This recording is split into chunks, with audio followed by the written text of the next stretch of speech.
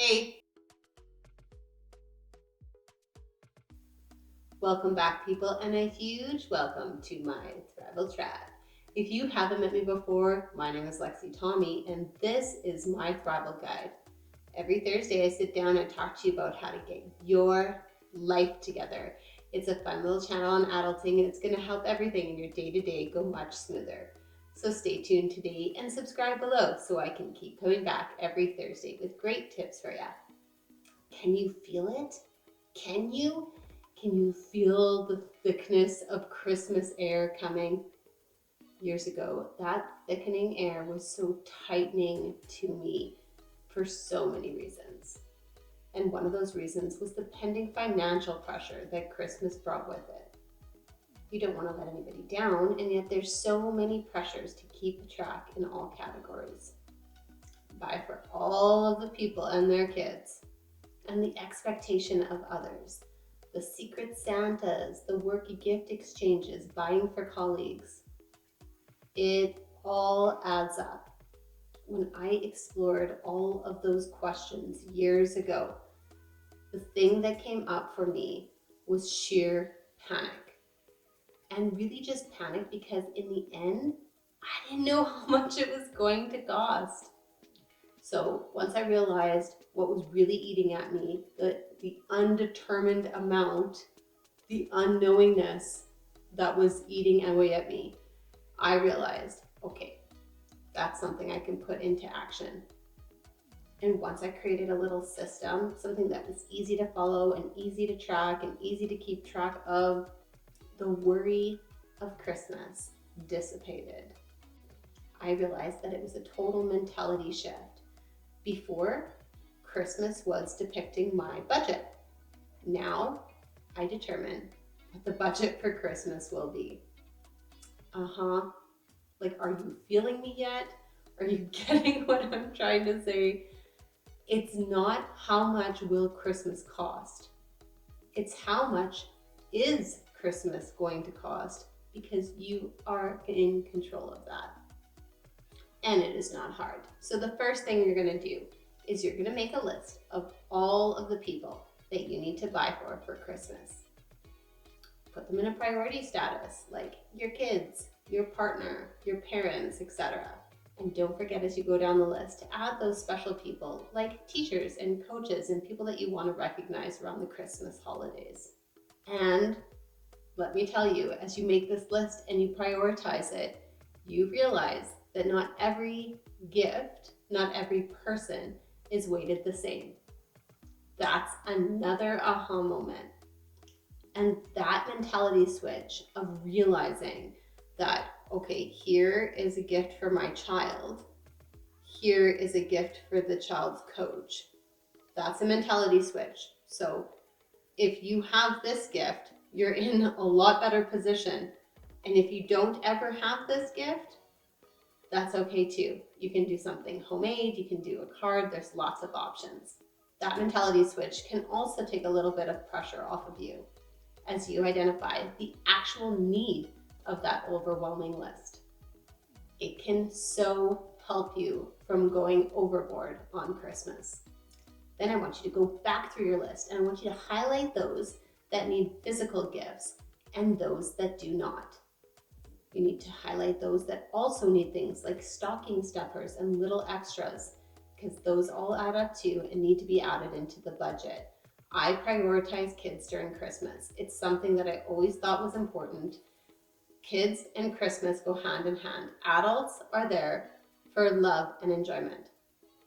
In my little family, my husband and I are not gift people, so we actually don't buy gifts for each other for Christmas. And you really need to know, we haven't for many, many years. And that may sound weird to some, and that's okay, but let me explain. One Christmas, I opened up one little gift after another little gift after another little gift from my husband. And then there was one more little gift, and I can't even remember what it was. Like, let's say it was socks. It could have been socks, but it was just something that was kind of like, oh, that's different. Where did that come from? His answer was, I thought you would spend about $200 on me. and I hadn't quite spent $200 on you. It was like so logical, so matter of fact, so to the point. It was clear he was buying gifts to a tally number, not necessarily with thought in mind. I'm sure that he was thinking about what I would like, absolutely. But it was more of how much was he spending and was he meeting the quota he thought I was expecting. So it was like more he was trying to meet my expectation than he was trying to get me something lovely for Christmas. And that's when I realized the insanity of what him and I were doing. And you know why I discovered it? Because I was doing it too. It's not like we don't get anything for Christmas. It's that my husband and I will sit down during the Christmas season and we will decide on something that we would like to get for the house, for the family, for whatever. This year it was renovations. I got a kitchen. I got a kitchen for Christmas, technically. We just focus on something that we actually need rather than a whole bunch of little things under the Christmas tree. It's not for everyone, I'm sure, but it is surely for us. Next, I want you to go to your list and I want you to cross off anyone that you don't need to buy a gift for. And I'll give you a little trick that I use. If you bought something for your next door neighbor and they had nothing for you, would that feeling be positive for them? They may be surprised at what you got them, but would that be a positive feeling for them? Would that set up an expectation, whether they wanted to or not, to get you something next year, even if you didn't expect that yourself? You are now setting a standard for exchanging gifts. What if instead you're making banana bread during the Christmas season and you call over the neighbor and you say, hey, I was thinking about you. Would you like to come over for a cup of coffee? I just have some banana bread in the oven and I thought we could have a nice Christmas coffee together. It's a beautiful little time to just engage as neighbors, or drop by a family picture so that they can say, those are the neighbors, and they can put it up on their fridge. There's lots of ideas that you can do without spending a ton of money. Who knows? Maybe that banana bread will make a beautiful little tradition that you guys will share for years to come. And then get creative. Maybe there's some people on your list, like teachers or coaches, that don't need a monetary style gift in order to feel special and appreciated and cared about by you and your family. Maybe if it's the child's teacher, maybe they make something for that teacher. Maybe they make them a card. This year, don't tell anybody yet, but this year my kids are making little Christmas ornaments they can put wherever. They can put on the tree outside for all I care. But we're making them little Christmas ornaments, and on them we'll have one word of a special quality that my child enjoys of that person.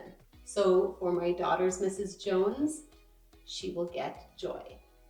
It will say joy on her ornament because she exudes it throughout the entire year. Her energy, her spunk, her laughter, her joy shows through to the children that she teaches, and I'm sure to her whole community as well. It will be accompanied by a little note saying why that word was chosen for her. It's a special way to recognize her. The ornaments will be handmade by my children in a simple little fun project that we'll do together. On your list of Christmas expenses to budget for, make sure that you are including your Christmas events, like Christmas supper. Christmas supper can be super expensive. Make sure that you include a budget for those events so that you don't end up going over budget this Christmas season. And include anything that you may or may not want to do. So, for example, maybe it's the office Secret Santa. You can choose to participate in that or not. If you do choose to participate in that, make sure you include it on your Christmas budget. If you don't, there's great ways to opt out of stuff. I have told people the last few years that I will contribute money towards like a supervisor gift or something like that, but I am not interested in doing like Secret Santa or anything because I'm a minimalist. So those gifts really don't make sense for me.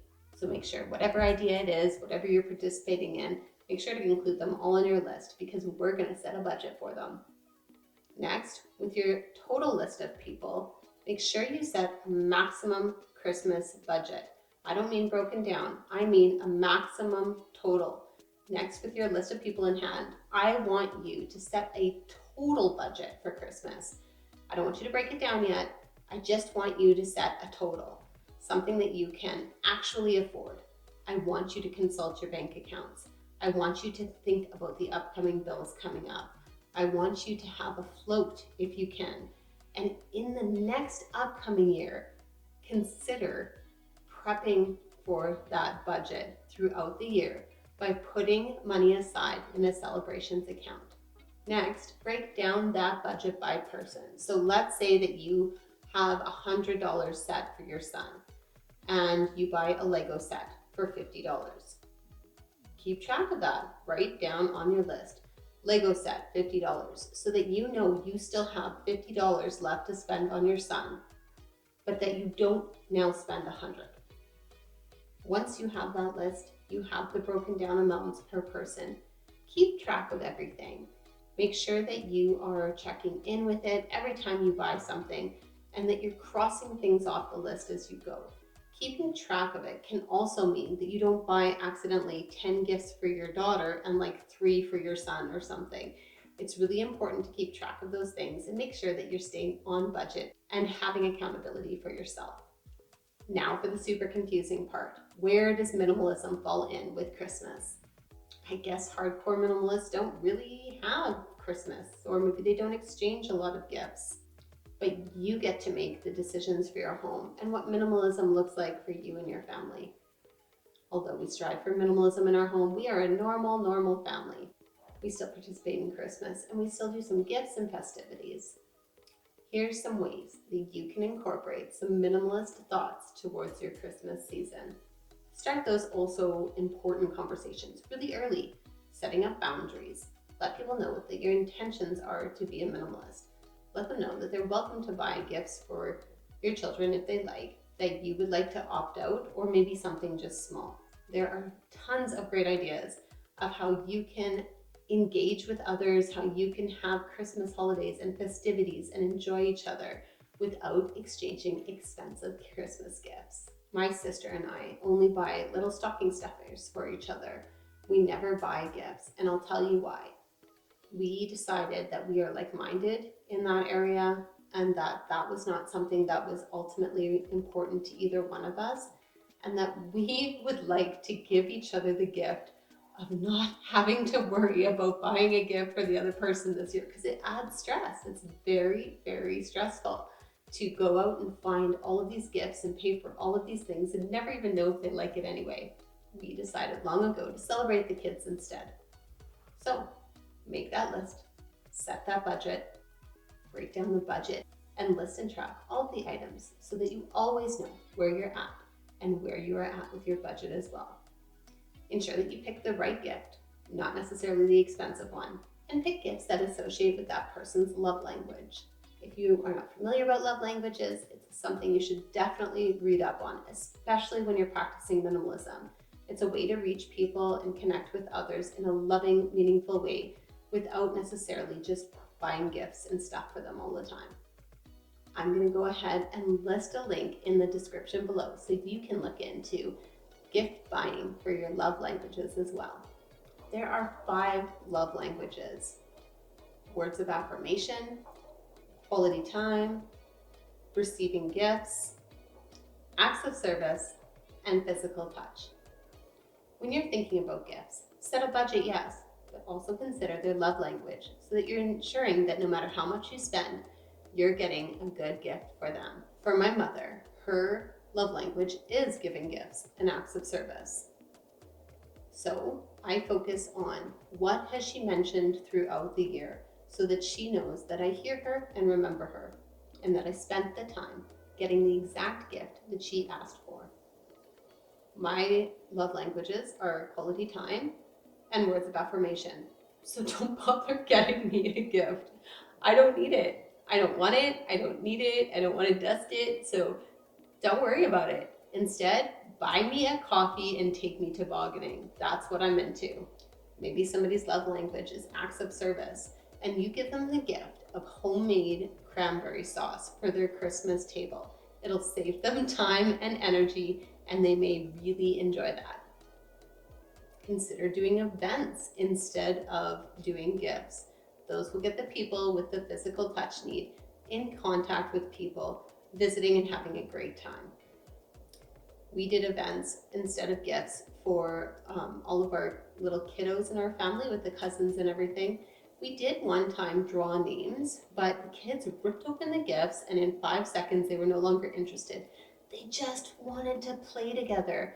So instead of spending all that money, all that time trying to figure out what the kid would like, we instead just have a little celebration with them. So we have gone tobogganing, we've had parties at trampoline parks in past years. We've done lots of fun activities that the kids really, really enjoyed. Sometimes it's just a matter of releasing what you've always done and letting fun take over. If this video helped you, let me know in the comments below. Like and subscribe so I can keep coming back at you every Thursday. Welcome, Thrivers, to my Thrival tribe. We'll see you soon.